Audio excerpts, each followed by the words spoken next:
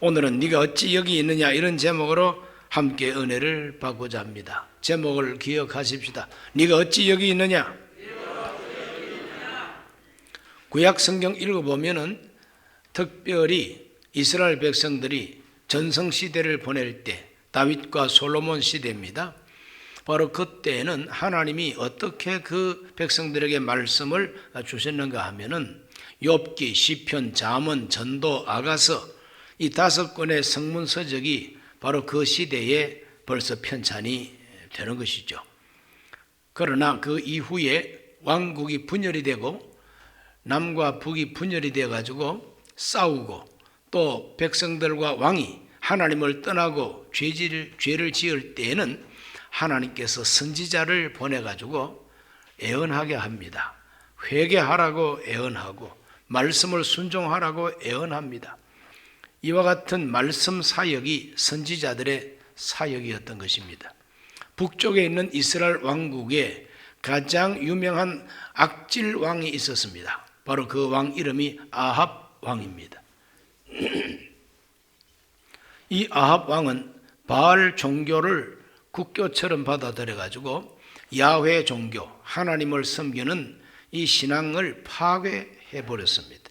선지자들은 죽이고 이방 신전을 건축하고 거기에 제사장들이 들어오고 선지자들이 들어오고, 이렇게 해서 북쪽 이스라엘 나라의 이 문화 자체를 바알 종교 문화로 바꾸게 됩니다.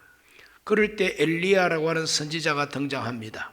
아주 불같은 선지자입니다. 그래서 갈멜산에 바알 선지자들 400명 모아라, 아세라 선지자들도 모아라, 그리고 어느 신이 참신인지, 바알이 하나님인지 야훼 하나님이 하나님인지 한번 대결하자. 그래서 아주 그냥 갈멜산에 결투가 벌어집니다. 너희들은 너희들대로 기도하라, 나는 나대로 기도하겠다. 어느 제단에 불이 내려오는가 보자. 하늘에서 불이 내려오는 그 제단이 진짜 아니겠느냐, 야훼가 하나님이냐 바알이 하나님이냐 도전합니다. 그래서 엘리야가 목숨 걸고 기도해서 하나님이 불로 응답해 주시니까 바알 선지자들은 패배했습니다. 그래서 바알 선지자들, 아세라 선지자들 몰수히 잡아다가 갈멜산 밑에 흐르고 있는 기손 시냇가에 데려다가 다 목을 쳤다 그랬어요. 여러분, 850명 목 치는 일이 그게 쉬운 일이겠습니까? 무서운 일이죠.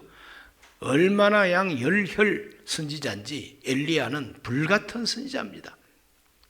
산 꼭대기 올라가서 하나님께 기도합니다. 하나님, 3년 반 동안 비가 오지 않아서 백성들이 목말라 죽어가고 가축들도 목말라 죽어갑니다. 하나님, 이제 바알 선지자들 다 처리했으니 비를 내려 주옵소서. 간절히 기도합니다.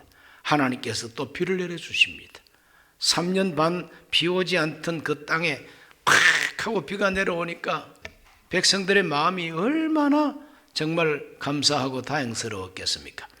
그래서 야훼는 하나님이다, 야훼 하나님이 진짜 하나님이다, 이스라엘 백성들이 감동을 하고 엘리야 선지자는 국민 영웅이 되는 것입니다. 국민 영웅이 됩니다.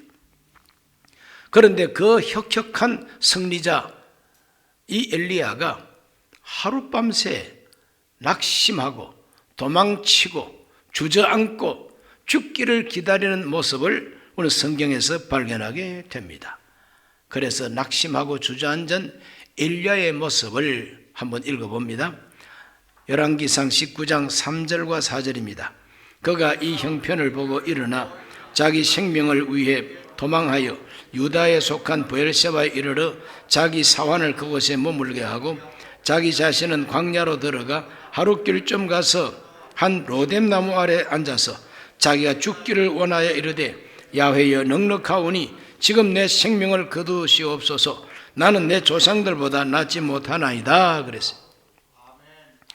엘리야가 무슨 일로 낙심해가지고 도망을 치고 로뎀나무 밑에 주저앉아서 이만하면 됐습니다. 하나님, 나는 이제 인생이 끝입니다. 내 인생 종쳤습니다. 나를 죽여주세요.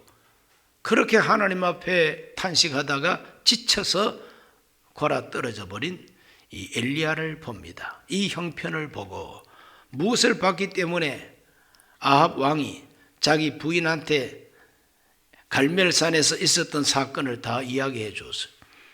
이세벨이 딱 소식을 듣더니 자기가 데려온 선지자를 싹 다 죽였다 이 말이죠. 분개합니다. 독사가 독이 오르면 머리를 치켜드는 것처럼 이세벨이 독이 오르니까 독사처럼 머리를 치켜들고 엘리야한테 아주 그냥 전보를 치는 겁니다. 너 내일 이맘때 네 목이 너의 머리가 네 몸에 붙어 있는지 보아라. 이런 식으로 그냥 협박하고 겁박하는 편지를 보내는 겁니다. 그 편지를 받아보니 대궐의 형편이 이 모양입니다. 아니 하늘에서 불이 떨어지고 하늘에서 비가 내려와가지고 백성들이 야훼가 하나님이라고 외쳐대고 이러면은 왕이 백성 편을 들어야 될 거 아니냐. 아무리 왕비가 우상숭배 왕비라 할지라도 시집 왔는데 이스라엘의 하나님 앞에 무릎을 꿇어야 마땅하지 않느냐. 엘리야는 기대했습니다. 이제 이쯤 되면은 왕도 왕비도 이제 하나님 앞에 항복할 거다 이런 기대를 했지만 어림없습니다. 더 독이 바짝 올라가지고 죽이려고 달랐답니다. 낙심한 겁니다. 바로 그것 때문에 낙심한 겁니다. 불을 끓여내려도 소용이 없고 비를 내리게 해도 소용이 없고 왕은 조금도 변화가 안 되고 왕비는 나를 죽이려고 그러고 그래서 낙심한 이 엘리야가 광야로 도망쳐가가지고 죽어도 내가 하나님 손에 죽어야지 이세벨한테 맞아 죽으면 썩었냐? 그렇지 않습니까? 그래서 광야에 가서 하나님께 죽여달라 그럽니다. 기대가 무너지면 희망이 무너지면은 낙심하게 되고 도망치게 되고 죽고 싶은 마음만 가득하게 되는 것이죠. 더 이상 살아갈 의욕을 상실한 겁니다. 엘리야가 더 이상 선지자 사역할 힘이 떨어져 버린 겁니다. 왜? 그렇게 목숨 걸고 기도해서 불이 내려오고 비가 내려와도 아무 소용이 없다 이거죠. 그러므로 엘리야는 살 의욕까지 상실하고 살아야 할 보람과 가치를 상실하고 그러니 날 죽여달라는 거예요. 내 인생은 여기서 끝난다는 겁니다. 족하오니 하나님 이만하면 족하오니 그랬어요. 이만하면 족하다는 것은 더 이상 살아갈 의욕이 없다 이 말입니다. 나를 죽여달라. 내 인생 길은 여기가 끝이다. 내 인생의 끝은 여기다. 그러니 하나님이여 나를 죽여 주소서. 용기를 상실하고 의미를 상실하고 목표가 없습니다 이제. 그러므로 이제 죽여달라는 거죠 하나님 앞에. 그러나 하나님께서는 그 엘리야를 그렇게 쉽게 죽이지 않습니다. 하나님께서는 아직까지 그에게 남은 길이 있다고 말씀하시고 바로 이 엘리야를 그대로 버려두지 아니하시고 다시 살려내는 일을 하십니다. 오늘날도 마찬가지입니다. 저와 여러분이 21세기를 살면서도 하나님한테 실망하고 사람한테 실망하고 자기 자신에게 실망하고 내 가족한테 실망하고 믿었던 사람한테 실망하고 내가 사는 이 시대를 우리가 실망하게 되면은 엘리야처럼 도피하고 싶고 죽고 싶고 이제는 내 인생 끝났다 이와 같은 그 주저앉는 모습 우리도 가질 수가 있는 것이죠. 자, 이럴 때 우리는 어떻게 하면 좋겠습니까? 하나님은 이런 사람을 어떻게 취급하십니까? 하나님은 버리지 않습니다. 낙심하고 주저앉았다 그래서 하나님이 엘리야를 버리지 아니하시고 하나님은 천사를 보내서 엘리야를 다시 회복시키고 계십니다. 다시 엘리야를 회복시키는 하나님의 은총을 읽어봅니다. 열왕기상 19장 5절에서 8절을 다 같이 읽습니다. 로뎀나무 아래에 누워 자더니 천사가 그를 어루만지며 그에게 이르되 일어나서 먹으라 하는지라 번쩍 머리맡에 숯불에 구운 떡과 한 병 물이 있더라. 이에 먹고 마시고 다시 누웠더니 야훼 천사가 또다시 와서 어루만지며 이르되 일어나 먹으라. 네가 갈 길을 다 가지 못할까 하노라 하는지라. 이에 일어나 먹고 마시고 그 음식물의 힘을 의지하여 40주 40야를 가서 하나님의 산 호렙에 이르니라. 하나님이 천사를 보내가지고 세상 말로 널브러져 자고 있는 엘리야를 하나님께서 옆구리 차면서 야 일어나 이 자식, 이렇게 약해 빠져가지고 뭐 선지자라고 해, 너 왜 여기 와서 자빠져 자고 있어, 이런 식으로 엘리야를 무시하지 않았습니다. 천사가 피곤해서 낙심하고 그대로 죽은 듯이 자고 있는 이 엘리야를 쓰다듬어 주시고 어루만져 주셨다 그랬어요. 성경 읽으면서 참 아름다운 부분이 여기입니다. 하나님의 천사가 와서 어루만져 줍니다. 요즘 말로 말하면 스포츠 마사지를 해줬다. 광야까지 내려오고 마음이 피곤하고 몸 근육이 뭉치고 뼈마디가 쑤시고, 그러니 하나님의 천사가 와서 주물러 준 거죠. 어루만져 준 거예요. 그럼 피곤이 회복되잖아요. 엘리야가 자다가 누가 자기를 부드럽게 마사지하는 걸 느끼고 눈을 번쩍 떠보니까 천사가 자기를 마사지하고 있네? 깼니? 일어나서 먹어라 그럽니다. 일어나서 먹어라. 뭐 비난하지 않습니다. 비판하지 않습니다. 일어나서 먹어. 보니까 떡을 구워놓고 물을 갖다 뒀어요. 그래서 구운 떡을 먹고 물을 마시니까 눈이 훤하게 떠지고 힘이 옵니다. 한 번 먹고 마시고 그걸 가지고는 완전 회복이 안 되죠. 또 쓰러져서 또 잡니다. 그럴 때 천사는 또 어루만져 줍니다. 다시 눈을 뜨고 일어나게 합니다. 먹고 마셔라, 먹고 마셔라. 하나님은 이와 같이 엘리야를 다시 회복시켜 주시는 것입니다. 오늘 저와 여러분이 이 세상에 지치고 사람한테 실망하고 주저앉았다 할지라도 하나님이 우리에게 주시는 불에 구운 떡을 우리에게 주시고 생수를 마시게 하면 우리는 다시 힘을 얻을 수 있다는 걸 믿으시기를 바랍니다. 불에 구운 떡이 하나님의 성령에 감동된 말씀이요, 그 한 병 물은 하나님이 주시는 생수, 생명수다, 성령이다 이 말이죠.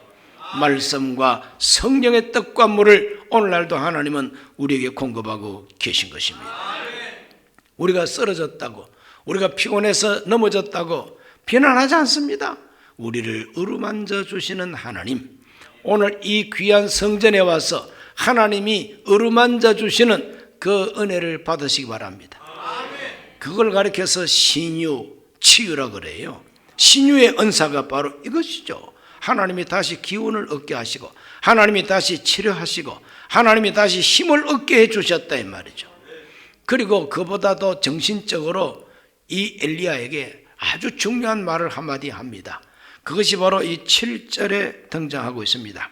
야훼 천사가 또다시 와서 어루만지며 이르되 일어나 먹으라. 네가 갈 길을 다 가지 못할까 하노라. 아주 중요한 말입니다. 한번 따라 하실까요? 네가 갈 길을 다 가지 못할까 하노라. 엘리야는 자기 갈 길 끝났다고 생각하고 지금 누워 있는 겁니다. 그래서 엘리야는 나를 죽여달라고 하고 있는 겁니다. 더 이상 할 일이 없다는 거예요. 더 이상 쳐다볼 것도 없다는 겁니다. 그러니 나를 죽여달라고 엎어져 있는 거예요. 그러나 천사는 힘을 얻게 하고 아니야, 너는 아직까지 죽을 때가 아니야. 너는 살아야 돼. 아직까지 너에게는 할 일이 있어. 네가 가야 할 길이 있다는 거야. 네가 가야 할 길이 있다. 그러므로 너의 갈 길을 가지 못할까 염려하노라. 그러므로 먹고 마시고 힘을 얻으라는 겁니다. 오늘 저와 여러분도 하나님의 음성을 들어야 됩니다. 내 인생 아직까지 끝나지 않았다. 죽기는 왜 죽어? 하나님이 주시는 힘을 받고 아직까지 내 갈 길이 남았다는 걸 확인하게 되시기를 바랍니다. 아직까지 내 사명이 끝나지 않았다는 걸 확인하셔야 됩니다. 하나님이 회복시켜 주시는 것은 아직까지 내 길이 있다, 내 갈 길이 아직까지 남아 있다고 하는 걸 알고 그 길을 가기 위해서 음식을 먹고 물을 마시고 다시 힘을 얻게 하는 하나님이 우리를 회복시키는 은혜인 것입니다. 그래서 8절에 보시면은 이에 일어나서 먹고 마시고 그 음식물의 힘을 의지하여 40주야를 가서 하나님의 산에 올라갔다 그랬어요. 40주야가 보통 기간입니까? 아주 힘든 기간입니다. 그 40주야를 먹고 마신 음식의 힘을 의지해서 하나님의 산을 찾아 올라갔다 그랬어요. 그러므로 천사가 가르쳐 준 갈 길은 하나님을 만나러 산으로 가라 하는 것이 천사가 가르쳐 준 길이었던 것입니다. 오늘 저와 여러분도 이 세상을 살다가 낙심하고 용기를 상실하고 혹시 마음속에 내 인생은 이제 끝났다 싶습니까? 그러나 하나님의 말씀을 듣고 새 힘을 얻으시고 하나님이 지시하는 길을 발견하게 되시기를 바랍니다. 하나님 만나러 호렙산으로 올라갔습니다. 호렙산이 어떤 산입니까? 모세에게 하나님께서 율법을 주신 산이 호렙산이요. 그 신의 산의 다른 말이 호렙산입니다. 그래서 하나님의 산이요. 하나님의 산으로 가서 하나님의 말씀을 들으라고 하는 것이 천사가 가르쳐준 길이었던 것입니다. 오늘 저와 여러분이 달려가야 할 호렙산은 어디입니까? 삼각산도 아니고 북한산도 아니고 우리가 달려가서 하나님의 음성을 들어야 할 호렙산 동굴은 바로 순복음 강북교회 성전인 것을 알게 되시기를 바랍니다. 바로 이 자리가 호렙산이에요. 바로 이 자리가 동굴입니다. 하나님의 음성을 들어야 됩니다. 내 기대는 무너지고 내 희망은 다 무너졌다 할지라도 하나님의 생각은 살아있습니다. 내가 이렇게 되기를 바라고 내가 이렇게 하나님께 기도했지만 내 기도는 응답이 안 되고 내 뜻과 희망은 무너졌다 할지라도 하나님의 생각은 따로 있다는 걸 우리가 믿어야 됩니다. 그래서 그 하나님의 생각과 하나님의 뜻을 주여 나에게 가르쳐 주옵소서. 그래서 산으로 간 겁니다. 그 산에서 하나님은 새로운 길을 엘리야에게 가르쳐 주십니다. 새로운 길을 보여주시는 하나님. 열왕기상 19장 9절 말씀을 다 같이 읽어봅니다. 엘리야가 그곳 굴에 들어가 거기서 머물더니 야훼의 말씀이 그에게 임하여 이르시되 엘리야야 네가 어찌하여 여기 있느냐? 엘리야야 네가 어찌하여 여기 있느냐 하는 이 질문을 하나님께서는 호렙산에서 하고 계신 것입니다. 로뎀 나무 밑에 주저앉아서 죽기를 기다릴 때 이 말씀을 하셔야 했지만 그때는 엘리야가 너무 지치고 피곤해가지고 쓰러져 있는데 죽어가는 사람 보고 뭐 이유를 묻고 따져 물어서 뭐합니까? 죽어가는 사람은 우선에 살려놓고 봐야 돼. 다시 기운을 차리게 해놓고 기운을 차리고 성전에 와서 하나님께 기도하니까 하나님이 어찌하여 여기에 있느냐. 아담에게 네가 어디 있느냐 물으셨던 그 하나님이 엘리야한테는 네가 어찌하여 여기에 있느냐. 그 말은 어찌하여 낙심했느냐, 어찌해서 죽여달라고 하느냐, 어찌해서 이렇게 널브러져 잠만 자고 있느냐, 너는 지금 어찌하여 여기에 있느냐 하는 이 질문을 이 엘리야에게 하나님이 하시는 것입니다. 엘리야가 그 음성을 탁 들을 때 하나님 나는 불을 끌어내리고 비를 끌어내리는 승리자이지만 하나님 나는 피곤합니다. 나는 지쳤습니다. 솔직하게 고백을 합니다. 바로 엘리야의 고백을 19장 10절에서 말하고 있습니다. 그가 대답하되 내가 만군의 하나님 야훼께 열심히 유별하오니 이는 이스라엘 자손이 주의 언약을 버리고 주의 제단을 헐며 칼로 주의 선지자들을 죽였음이오며 오직 나만 남았거늘 그들이 내 생명을 찾아 빼앗으려 하나이다. 내가 피곤한 이유, 내가 낙심한 이유, 내가 도망친 이유, 내가 죽고 싶다고 하나님 앞에 죽여달라고 하는 이유를 다 말하고 있습니다. 하나님 아시지요? 내가 얼마나 하나님을 사랑하고 섬깁니까? 열심히 좀 유별납니다 제가. 그러나 이 백성은 이스라엘은 왕부터 왕비까지 모조리 다 우상 숭배에 빠져버리고 하나님 앞에 제사 드리는 제단도 헐어버리고 하나님 말씀을 가르쳐주는 선지자들은 칼로 다 죽이고 주여 나 혼자 남았습니다. 나 혼자 남았습니다. 내 혼자 힘으로 어찌할 수가 없습니다. 하늘로부터 불을 끌어내려도 끄떡없습니다. 3년 반 가무로 메마른 땅에 비가 쏟아지게 해도 눈도 끔찍하지 않습니다. 오히려 나를 죽이려고 하니 그래서 내가 여기까지 왔습니다. 하나님, 사실을 그대로 하나님께 고백을 하는 것입니다. 우리가 하나님을 진실하게 만날 때에 아무것도 숨기지 말고 솔직하게 하나님께 고백해야 됩니다. 자백해야만 됩니다. 사실을 사실로 다 말씀을 드려야 됩니다. 그럴 때에 하나님 앞에서 계시가 내려옵니다.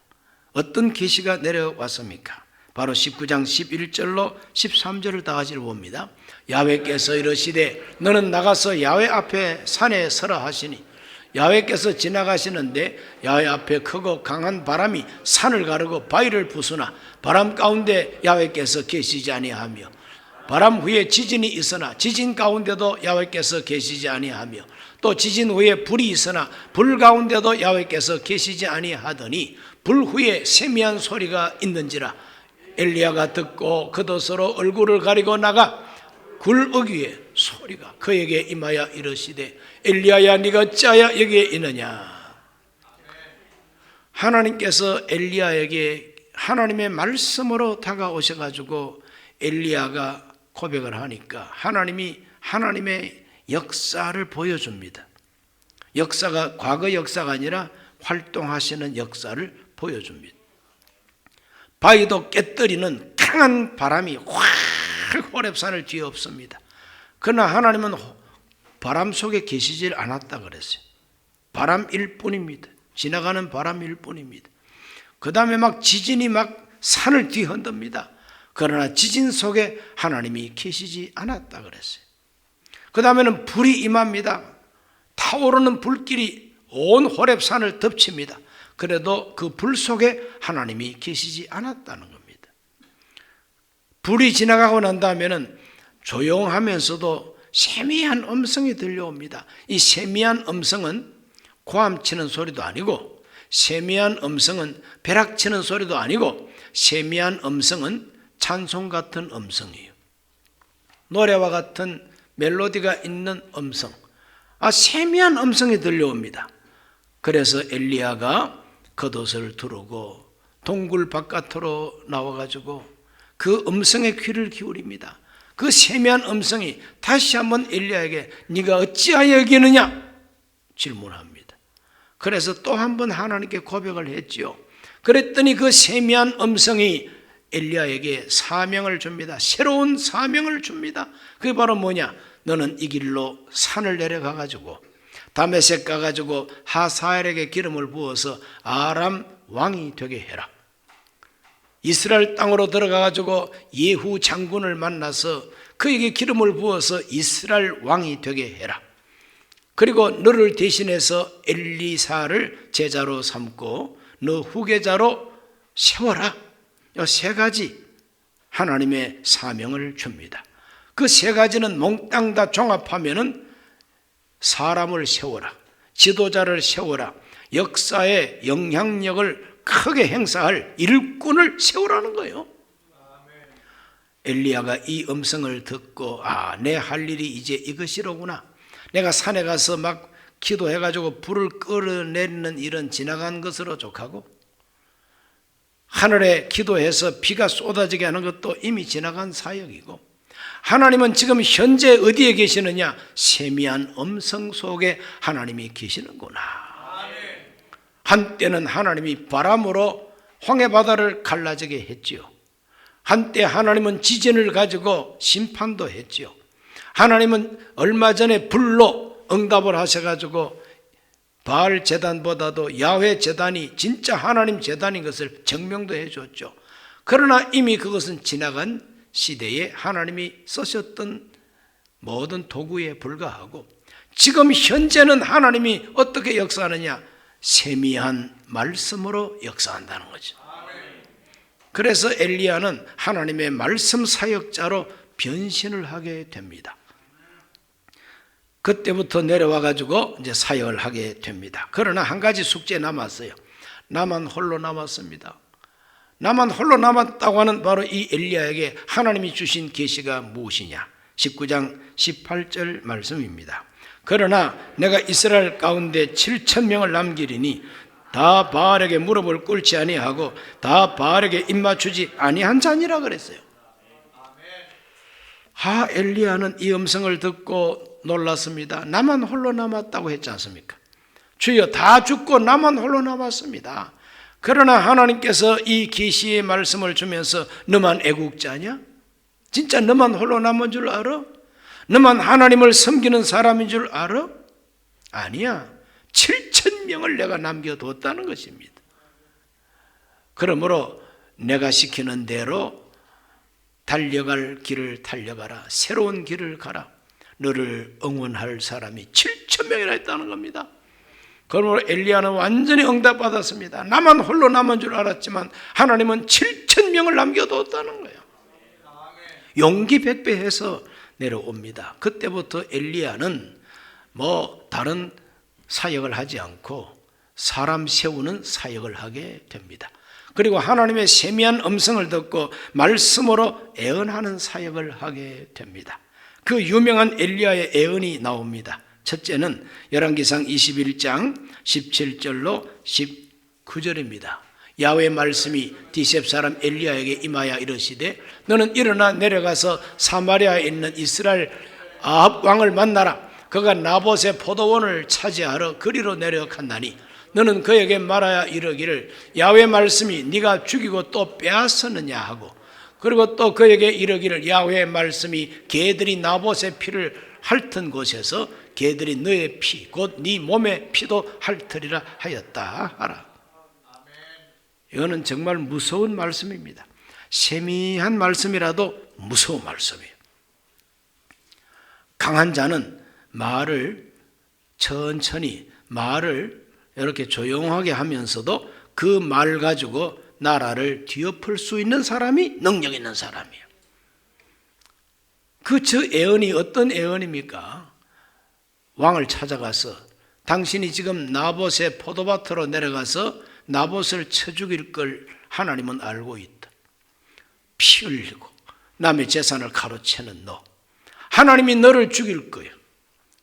개들이 너의 피를 핥아 먹을 거라 그랬어요. 그게 보통 애언입니까?